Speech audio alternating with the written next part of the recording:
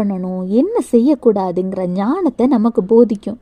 எல்லாத்துக்கும் மேலே எது நல்லது எது கெட்டதுங்கிறத கூட ஆண்டவருடைய வசனத்தின் மூலம் ஆண்டவர் உங்களுக்கு கற்றுத்தருவாருங்க. அப்படி கற்றுத்தரும் பொழுது பேதைகளாக இல்லாமல் நம்ம உணர்வுள்ளவர்களாக மாறுவோங்க. நீங்கள் நிறைய டைம் கேட்டிருப்பீங்க, நிறைய பேர் இவனுக்கு ஞானமே இல்லை, அறிவே இல்லை அப்படின்னு குழந்தைகளை திட்டுறத.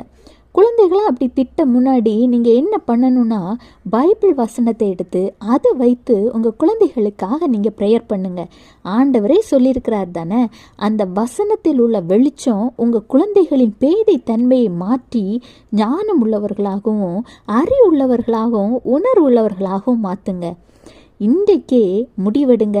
ஆண்டோருடைய வசனத்தை வாசித்து வெளிச்சமாகிய ஆண்டவராகிய இயேசு கிறிஸ்துவுக்குள்ள பிரகாசிக்க பழகுங்க.